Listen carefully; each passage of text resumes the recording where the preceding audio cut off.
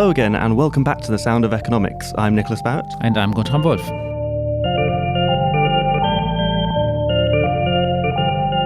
And we're back discussing the European Green Deal and how to make it work with two authors of our recent paper, How to Make the European Green Deal Work. I'm joined by Gregory Claes. Hello, Gregory. Hello. And Simone Tagliapietra. Hello. And Georg Zachman also worked on this paper. Unfortunately, he can't be here today, but we note his contribution. So, fear not if you did not catch part one of this two-part podcast. They are not in any particular order. We have 4 pillars in our list of prescriptions for a European Green Deal. It doesn't matter which order you listen to them, but I think you'd gain a lot by listening to both podcasts in whatever order. One of the things we didn't mention in the first podcast, we went straight into our prescriptions. We didn't really talk about the scale of the challenge so much. Now, as of today, time of recording, we have 11,007 days until the start of 2050. Now, if we want to meet our current energy needs around the world in time for that, we need to build approximately 1 nuclear power station every day for all of those days, or 1,500 wind turbines. It's a huge challenge. Simone, how do we look at numbers like this and not be absolutely terrified and deterred from trying to make a difference? It's a revolution. It's a revolution because this implies a structural change in the economy and in the society. That's exactly why we have nowadays these initiatives that are very holistic in the sense that are not just looking at climate and energy policy anymore, which used to be the case up to, I would say, last year. We used to tackle these issues from a climate perspective only, from an energy policy perspective only. Now there is a clear recognition that we can only be able to achieve climate neutrality by 2050 if we really put this initiative into scale and if we reach out to all the components of our economic system. Notably the industry. That's why industrial policy is an important component of the Green Deal. And of course, also if we look at the distributional effects of climate policy, so how to ensure that we leave no one behind in the transition.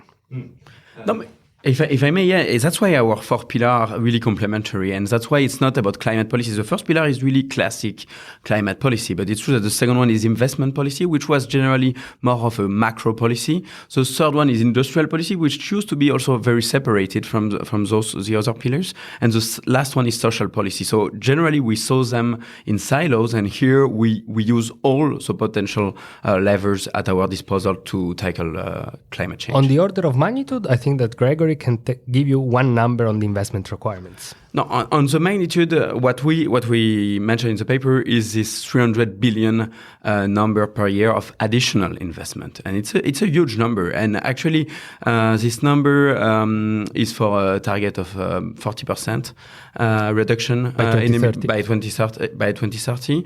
If we go to this minus 50 or minus 55%, we might have even higher numbers like 320, 400 billion per year of additional needs in terms of investment. But still, I mean, the magnitude of the challenge is really, it sounds so big, doesn't it? I mean, it's in 30 years, zero net emissions.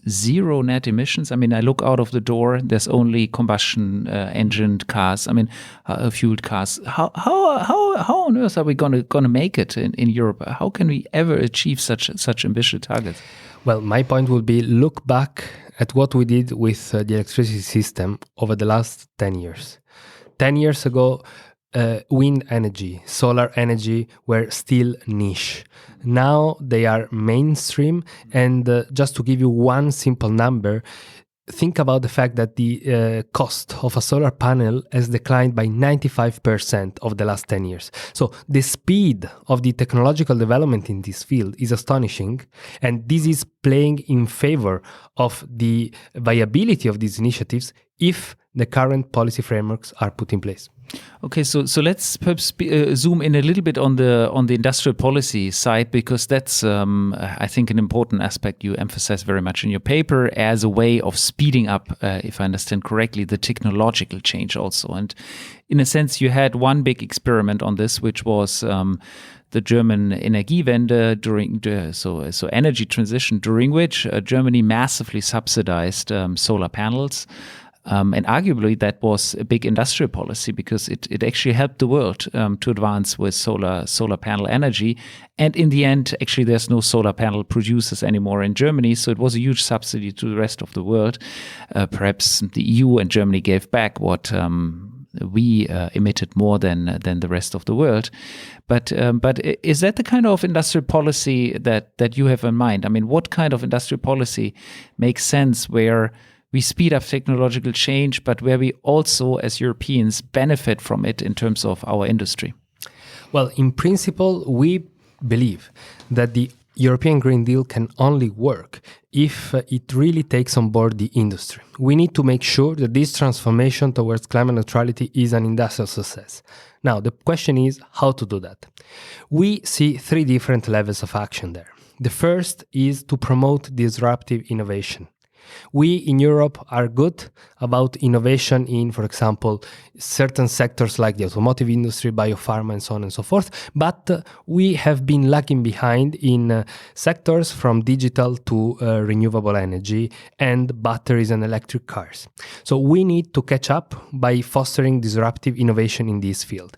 We need to be innovative exactly as other players such as the United States are in this field. Second, we need to create a market in Europe for innovative products. And third, we need to export the European Green Deal. So we need to promote our companies that produce green stuff to move beyond the European borders and access emerging markets that are quickly rising in a way that they can feel comfortable to make investments there. So these are the 3 dimensions of the industrial policy for the Green Deal as we see it. So Gregory, are we producing a public good for the world with this industrial policy, or are we creating business opportunity for European business, or both? I think we need to do both, and I think and that's why actually our 2 of our pillars are complementary. We need to invest in Europe, and we need to invest in innovation. I think industrial policy and investment policy are complementary. And what we say in the paper in the industrial policy part is that, for instance, we need to boost innovation in Europe, and for that we could use, for instance, to existing fund. We always try to use for existing tools. And for instance, we think that we should boost the European Innovation Council and the Innovation Fund, which already exist and should be used actually to finance innovation in Europe. And actually, it's again complementary to the investment plan, because here it's really finance industrial innovation. And again, I think that the advice that we give in the investment part are also similar to the ones that we give in the industrial part, because we say for investment, we need really to invest in risky, innovative products. That's what we say when we discuss InvestEU. And here it's the same. We really mention that if we want to really create innovations that are disruptive and that really will tackle climate change, we need to be ready actually to lose some money sometimes. We need to be ready to fail sometimes, and that's absolutely necessary. We quote Rodrik on this on the paper when he says that failure is part of a successful industrial policy, because if you don't Danny Rodrik, because if you don't fail, it means that you are not taking the risks that are necessary to push for the frontier innovation in this field. And what Gregory said is exactly very much to the point, and I would just like to stress that 2 are the dimensions for innovation here. One is to foster innovation in the also in the big incumbents, in the big, very energy intensive industry we have today in Europe, and for that the Innovation Fund under the ETS is particularly important, because it really helps the industry to demonstrate projects such as carbon capture and sequestration that are fundamental to decarbonize industries such as steel, cements, and so on and so forth. And this is also an incentive for the industry to stay in Europe while the carbon price goes up, so can also provide really a response to the carbon leakage problem that otherwise should be dealt with a border adjustment measure. Second, the disruptive innovation. The European Innovation Council is a facility that has been created and is still in pilot project nowadays. It resembles the DARPA agency in the United States. It's an agency that is has become very famous also thanks to the narrative built by Mariana Mazzucato in this field, because it's the agency that really promoted innovation that led to the internet, to the many components of the iPhone, and so on and so forth. We always wanted, that's also what Macron most recently proposed, a European DARPA. This European Innovation Council should be the European DARPA. We think that this idea is sensible. We should put more money under Horizon Europe for this initiative, and we need to make sure that a substantial part of this initiative is for green technologies. For most of my lifetime, at least in my country, government seems to have taken a very hands-off approach to industrial policy and has kind of just outsourced how industry works to the free market. Does this mean that in the decades to come, we're going to kind of swing back in the other direction, have much more state involvement in industry across Europe? In my view, the governments should not be there to judge technologies or to favor one industrial process rather than another one. But governmental policies are key to provide the sense of direction to the industry, to give really a sense that the world is moving in one direction and the industry should follow. And this is of paramount importance. And then there is another topic which, in our view, is particularly relevant here, which refers to the coordination of the national industrial policies, because it is not that we don't have industrial policy in Europe right now. We have 28 industrial policies because each country has its own industrial policy, because, of course, it is seen as a matter of national sovereignty and national strong interest. What we need to ensure is that this fragmentation of industrial policies in Europe is not fragmenting the single market and is not detrimental for the EU as a whole, while we have to compete with far bigger players like China and the United States. No, and that's why we need to coordinate, basically. Exactly. Yeah, because not having a single market for those technology is a problem. Okay, but still, I mean, I think Nicolas' question is a very good one. So a sense of direction, yes, but what does that actually mean? Does it mean that the EU commissioner should choose what technology we use? Should he choose or she should choose whether or not we go for electric cars or hybrid hybrid cells cars? Is that the kind of choice and the kind of direction that should be given, or what really is the industrial policy after? I mean, you have to take technological choices, and who's taking these choices, and who's actually saying this was the wrong choice and is accepting the failure? I mean, how can the political system come to that point, which Danny Roderick nicely formulates? I mean, of course, industrial policy means accepting failure. But notoriously, politicians who have bet on a horse won't accept that this horse is actually the wrong horse. So how do we deal with accepting failure, and how do we choose the right technology? I mean, isn't it in the end still much more about general innovation funding and framework conditions? I mean, what really is the industrial policy here? I would really see it also from a mission-oriented perspective, because if you take the example of batteries, for instance, there are many kinds of batteries that goes from lithium to the new generations of solid-state batteries. What Europe has been trying to do over the last year is to set up this European Battery Alliance that has resulted in a strong cooperation between France, Germany, also Italy and other countries now in this field. And we start to see gigafactories being built in Germany, while this was seen as impossible a few years ago. So there is the possibility to push countries to cooperate in fields in which we have not been really experts so far, but we do have the know-how and the technological capability to enter new fields that were left, in this case, to the Chinese and the Japanese and the South Koreans over the last years. Well, I think the question is, can you have a successful European Green Deal without a significant concentration of power? Anybody care to... Well, so significant power in the sense of concentration of specific innovation activities in just one or two countries. Because, I mean, one of the problems, of course, of the EU budget, as we know, is that while there is the principle of redistribution, there's also the principle of we want to innovate and pay for the best, right? But that principle is often undermined because of the power politics and making the budget add up. So to concentrate resources, you need to concentrate power. And are we actually going to be able to do this with the current EU budget discussion the way you see them?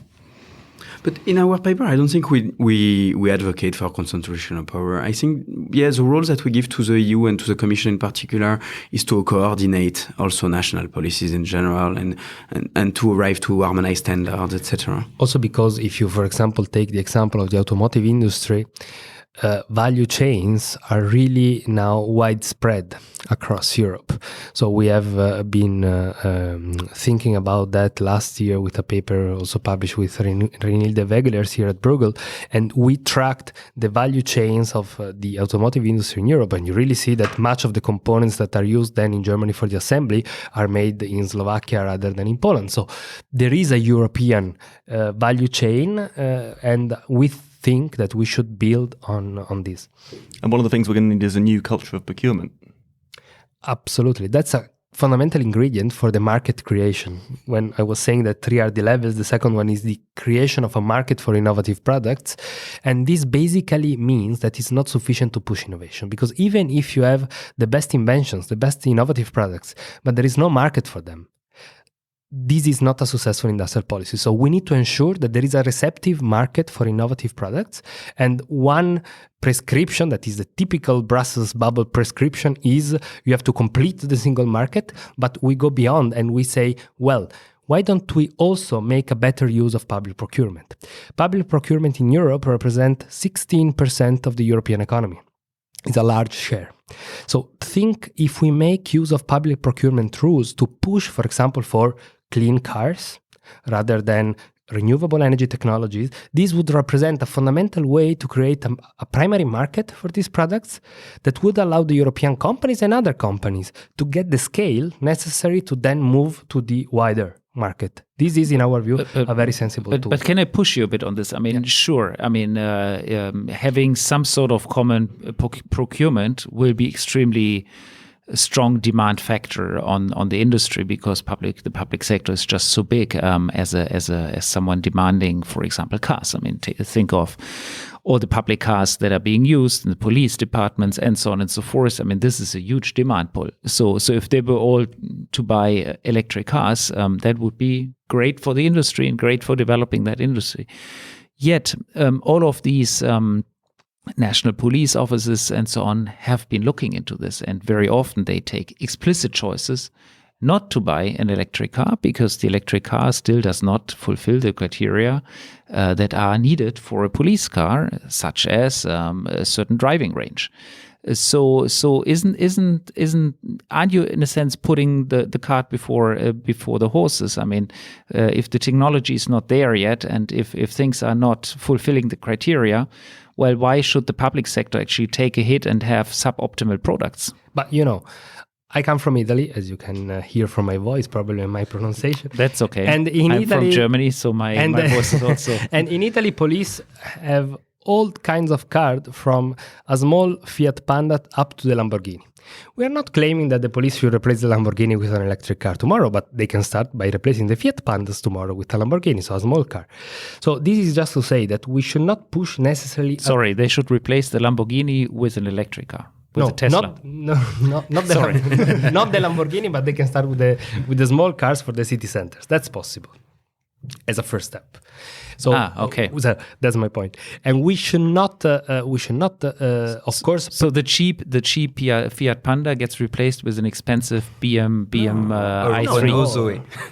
BMW i3. With a Renault Zoe. Or with a Renault Zoe. Okay. There are also cheaper cars. And but the point here is we don't even need to be prescriptive on the model of electric cars or electric cars themselves. We just need to put clear parameters, for example, about emission standards. So if we put tough emission standards for public procurement, you are not saying you should buy electric cars. You can also buy, for example, a natural gas car, or you can buy an hydrogen car if ever available. So you should never make a prescription of the specific technology, but take into consideration standards and then let the market provide the answer. And again, I think we are talking about coordination, because public procurement is done at the national level, or even sometimes at the regional level, or even sometimes for municipal police at the local level. So here it's more about coordinating in Europe the standards, for instance, that all those public procurement needs to fulfill, and not doing it at the EU level, because we know that the EU budget is very small and the public procurement for EU budget is almost non-existent. Well, if you were wondering about high Italian public debt, it might be because the police are driving around in Lamborghinis. Some of them. Let's move on to our fourth pillar, because I've heard the word disruption being thrown around a lot this afternoon. And I think the word disruption has got rather a negative reputation in the last 2 or 3 years. It's mainly associated with changing people's way of life very quickly. I think it's associated with populism in many ways, and people feeling somewhat lacking in agency in their local communities and so on. Now, something as radical as the challenge ahead of us will inevitably, the benefits of that will not be spread out in a geographically equal way. And it might not be spread out in a way that is equal for different sections of society and classes. So the fourth pillar of this European Green Deal paper is about the political consequences of this revolution. So social even consequences. Yes, social consequences. Because it's true that actually we already wrote a blueprint about this last year with my colleague Georg, who is also a co-author of this paper, on the distributional impact of climate policies. And basically and we looked at all the potential climate policies that exist or that should exist. And basically what we showed in that book is that most of them are actually regressive. So we know that the climate policy... So explain to us what is regressive. So that basically people from low income part of the population are more affected than people from high income part of the population. So what we and that we give a lot of examples there. Like for example, think about taxes on fuel, on road fuels. We know actually that people from the lower part of the income distribution use a bigger part of their income on road fuels. So basically, if we put a tax on road fuels, they will be most affected. That's the same with taxes on eating, with taxes on electricity, all those taxes. So the low-income households spend much more of their income on those elements, and therefore they are more affected. So there is a big side effect of those climate policies, but inaction is not an option. Actually, we need to tackle climate change, so we need to put in place those climate policies. Most of those climate policies are actually disruptive, as you said. And therefore, we need to accompany those climate policies with social policies. Also starting, for example, from the measures that are actually progressive, because if you think about energy efficiency in social housing, that would immediately result in lower energy bills for the people living there, which would be actually a progressive measure. So actually, this is one of the only climate policies that we found is as progressive. We say taxing aviation is one, so we should maybe do that. And the second one, is investment. So again, you see that those pillars are connected. Wait, why is taxing aviation progressive? Because people fly more than the poor. Exactly. We're going to go back to like the 1980s or 90s, where only middle class people can afford to go on holiday. But that's why actually the investment pillar is very important, because middle class people could actually use other way to travel, like at high speed train that are electricity alimented. But for example, I teach in Italy at the university, and last week I was flying to Bologna for my course, and I was calculating, looking at my ticket, how much a 40 euro per ton of CO2 carbon tax would impact my ticket. 4 euros. 4 euros. 4 euros only. And I mean, that would not... So, but that tells me basically 40 euros is not enough as a price, right? Because you won't change your behavior for 4 euros. Yeah. So we need a much higher price. But even if by starting with such measures, you could invest massively in offsetting, which would at least provide a short-term solution to part of this problem. Because if you now decide to offset your ticket, you can opt for €1 more for the offsetting. €4 you can do 4 times more of offsetting in case. The offsetting measures, yeah, offsetting to the extent measures. that these measures actually work. Absolutely. I mean, which is often debated. Absolutely. But okay, let's talk a bit about what can we do about the redistributional consequences of this revolution. I mean, so you pointed out it's regressive, so the poor are affected more than the rich. Some countries, poorer countries, are more affected than richer countries. Because the poorer countries have more poor people than the richer countries, and so in that sense. The emission trading system, probably as it is, already has even not only distributional consequences at the national level, but also across countries, right? I mean, poorer countries find it more difficult to cope with climate change than richer countries, because for them it's essential to still grow. So what is the kind of set of EU policies and national policies that you foresee in your paper? Can you just walk us through the main sort of policy recommendations? Yeah, the first one, Simone already mentioned it, is basically designing less regressive climate policies, so focusing on the ones that are less regressive, like aviation tax, investment in social housing, etc. That's our first pillar. The second one is actually compensating people. And actually we say that the extra money that will come from increasing prices of carbon need to be used to compensate people. And some countries are actually doing it. Switzerland is doing it. British Columbia in Canada is actually doing it. It can be done differently. In Switzerland, for instance, it's done in a lump sum way. So basically everybody receives the same amount of money. So, and just to explain to our listeners why would that help? I mean, so basically, I pay more for my car trip to my daily trip to work because of higher fuel prices, and then I get money to be able to afford paying more. So why would I change my behavior? Because it changed the relative prices. So basically, you explain that please a bit. Okay, so basically, you receive the money that you spent on higher car fuel, but also car looks less advantageous than using public transport, for instance. So the relative prices. So you want to make some savings, basically. But I think the answer is also that you don't want to change the behavior of these people, because you use these options when alternatives are not there. That's why these options are very important. These compensation measures are very important, for example, in rural areas, because there is no way of changing behavior of people because they do not have alternatives.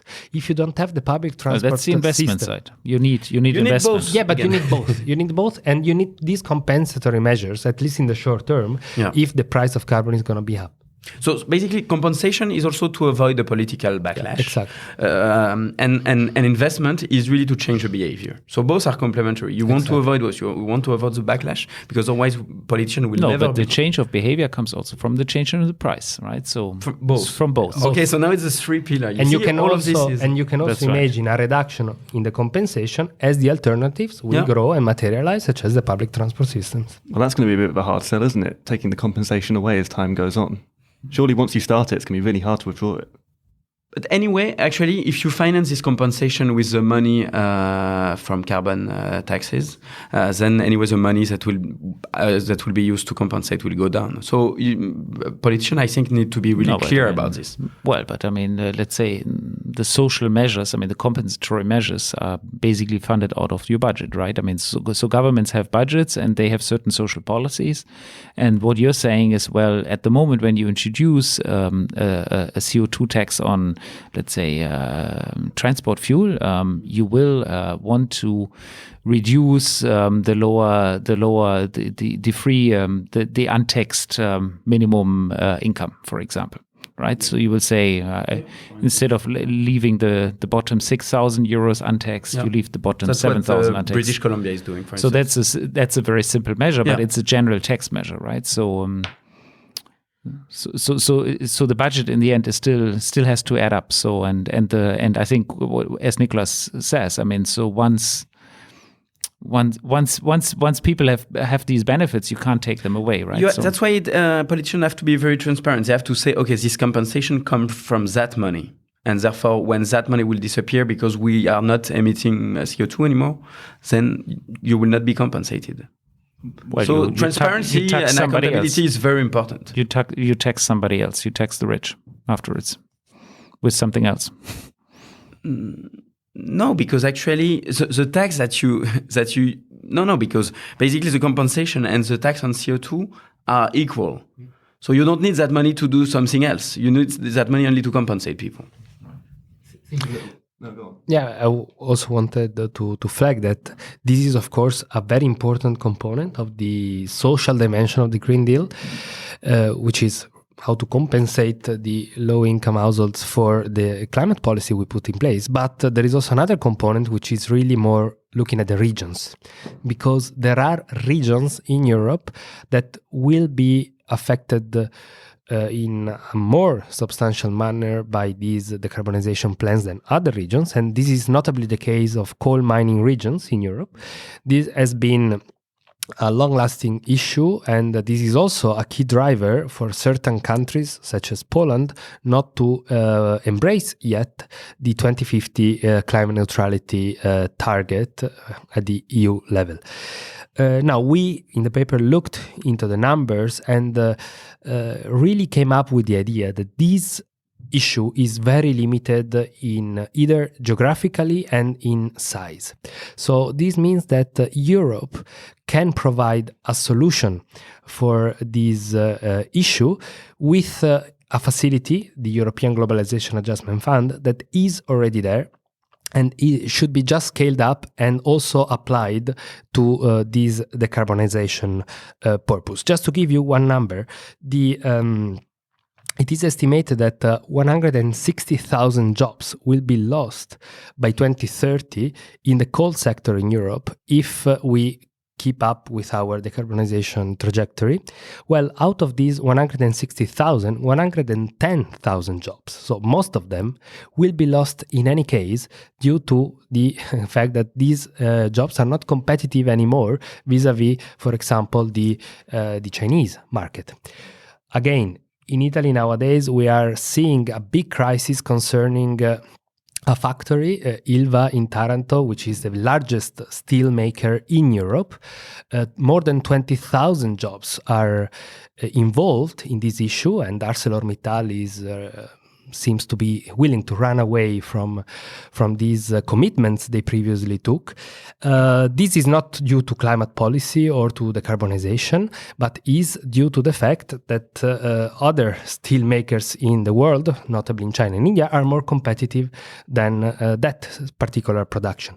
Should have this happening under, for example, a stronger climate policy in Italy, all this discussion would have immediately framed under the slogan, okay, this is the effect of climate policy, this is a distributional effect, which is not. So we need to be very cautious about diversifying which jobs we are losing because of competitive nature and which ones for the climate policy. In any case, in the case of the coal mining regions, numbers are limited, and by using tools that we already have in the European budget, Europe can provide a contribution for the retraining, the reskilling of these people, and this would prove to be a formidable way to convince countries to back this plan, because we are going to stand with them and support them in the transition of these regions. And also that's why we think that creating a new fund is not useful, and using the EGF, and also globalization, adjustment due to globalization or adjustment due to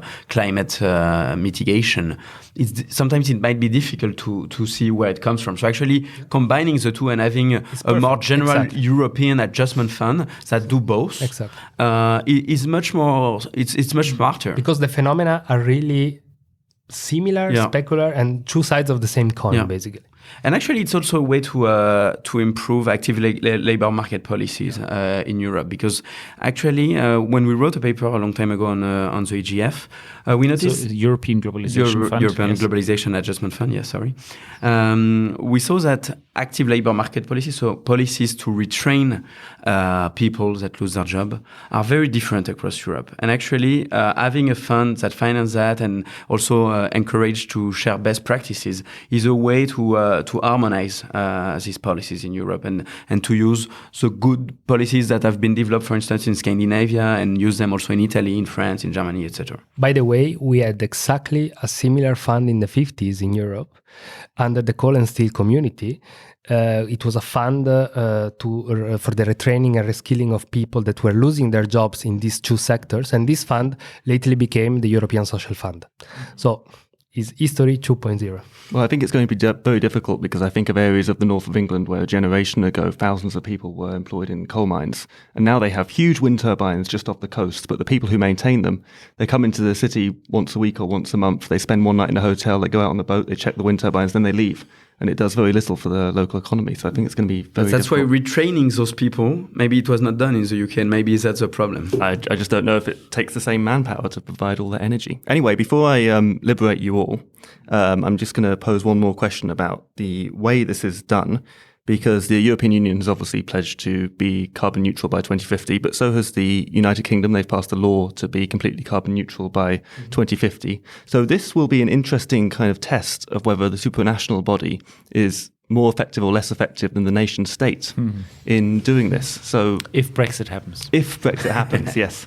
But why should we be optimistic or pessimistic about the ability of the European Union, all these competing interests? I mean, any European Green Deal will have to survive at least 6 electoral tests between now and 2050. Should we be, I mean, I naturally think that countries need to come together to solve this because it's a global challenge, but we also have the more seats at the table, the more people there are to veto it and water down legislation. So should we be optimistic about the European Union's ability to solve this? In my view, yes, for many reasons, but just let me give you one, is air pollution. All these measures will not just impact climate change positively, of course, in the sense of mitigating climate change, but all these measures will also improve the local environment. They will clean up the air we breathe every day, and this is something that people care and people can see every day. So I think that this is a formidable, tool, leverage for politicians, because you can reframe all these discussions into air pollution prevention and fight against air pollution, and this will really provide you a big deal of support. The other dimension is honesty and transparency, as Gregory said before. If you, as a politician, can clearly say to the people, look, this change is going to happen in any case, like it or not, let's manage it in a way that diminishes the social consequences and try to make the best out of it, I think that sooner or later people will come to the recognition that this is really a fundamental reallocation mechanism. No, and to come back to your original question, I think both are needed, the national and the supranational. In a way, climate change, it's a global problem, so we need coordination. So of course we will need a member state to do most of the work, but coordination is absolutely important. Otherwise, nothing gets done. Well, I would add an optimistic and a pessimistic note. The optimistic note is that we not only have a plan, we've seen that in some cases the EU at least has been less captured by national production and industrial interests. You can certainly see that in the case of the German car industry, where the standards that were set here were much tougher than would ever have been possible in the German parliament. Now, the reason for pessimism is, and that's where the UK is going to be an interesting test example, is the common agricultural policy. I mean, we know we haven't talked much about this, but we know agriculture is also a major climate issue.